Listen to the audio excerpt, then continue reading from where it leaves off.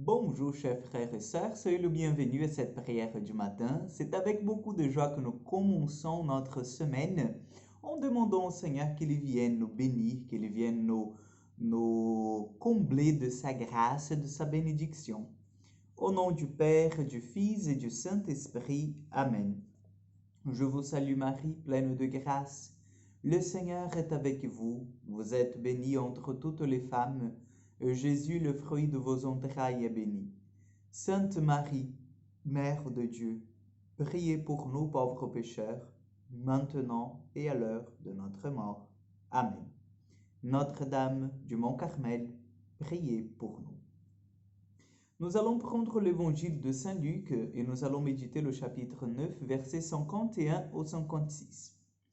Comme s'accomplissait le temps où Jésus allait être enlevé au ciel, Jésus, le visage déterminé, prit la route de Jérusalem.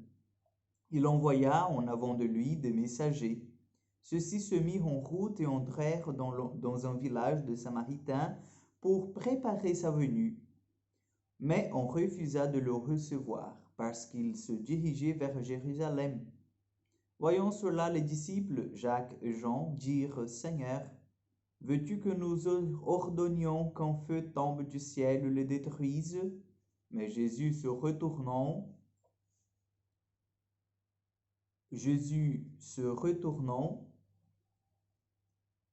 les réprimanda.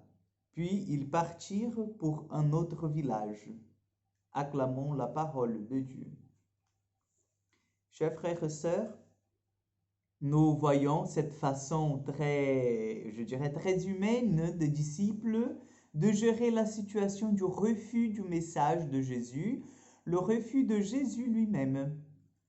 Bien sûr, nous savons que les Samaritains n'étaient pas des croyants.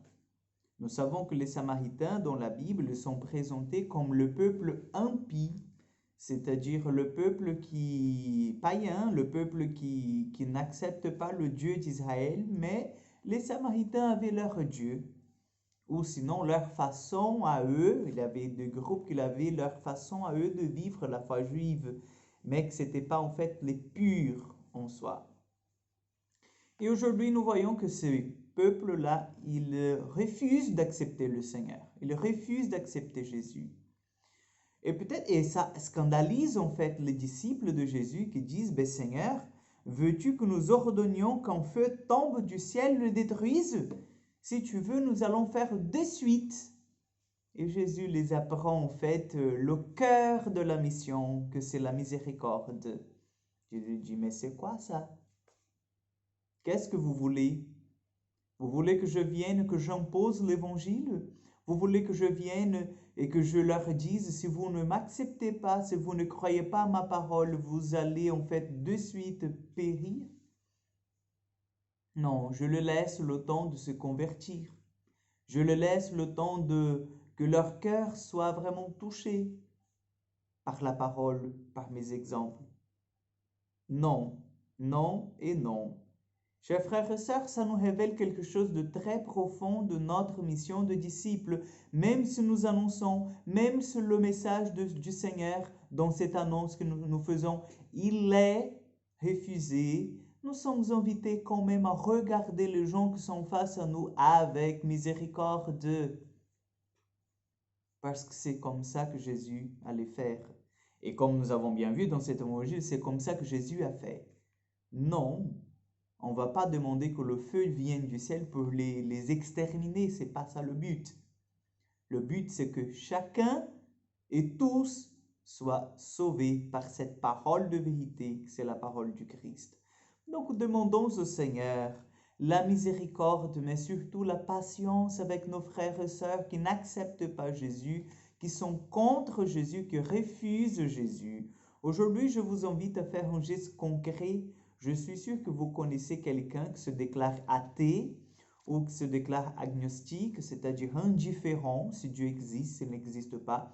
À prier pour eux, à vraiment dans un geste d'amour fraternel, à prier pour quelqu'un aujourd'hui qui est athée, qui est loin du Seigneur ou qui refuse carrément Jésus, pour qu'eux, ils puissent découvrir la voie de la vérité, la voie de l'amour, la voie du bonheur. Le Seigneur soit avec vous. Que Dieu Tout-Puissant vous bénisse et vous garde, le Père, le Fils et le Saint-Esprit. Amen. Que Dieu vous accompagne. Bonne journée à vous, bonne semaine et à demain pour encore une prière du matin.